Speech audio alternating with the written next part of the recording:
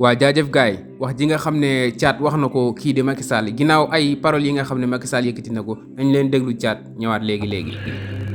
salaamaaleykum Sénégal démb damay seetaan Macky ay réew jàpp ma koo xam ne dafa mos a mépriser sa presse locale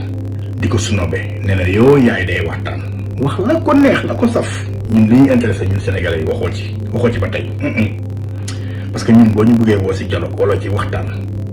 da ngay ne kaay la ñu organiser des élections libres et transparentes yoo xam ne ku ci war a bokk mu danga ciy bokk man ñii ca warut a bokk duma ca bokk su boobaa ñu gëm ne dialogue mooy woote. voilà leneen loo fi woote nag ay tappale la gëmuñ ko c'est de la manipulation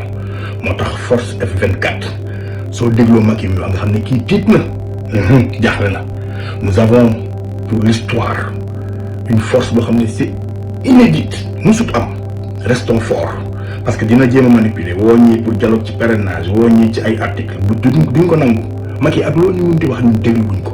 élection yi di ñëw doo ci bokk c'est ça le mot d'ordre loolu la nee nga Sénégal amul ay prisonniers politiques waaw bu la neexee nga wax ko sa bopp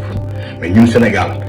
ki nga xamante ne moom mooy jël doomam ñu koy indi mu koy nàmpal ci prison yi à Tivaouane ñoom ñu dof et j'en passe ñun xam nañ lan moo xew Sénégal force reste au peuple troisième mandat du fi am.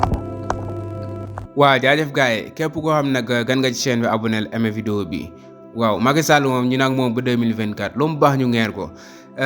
li Thiat wax rek Macky Sall bu bëggoon jàmm xam na fi affaire bi nekk Macky Sall xam na bu baax fi jàmm ji nekk mais moom bëggul jàmm quoi moom na ko wax nii rek gars yi di dégg quoi naan Macky Sall woote na jàmm mais Macky Sall jàmm dara la si bëggul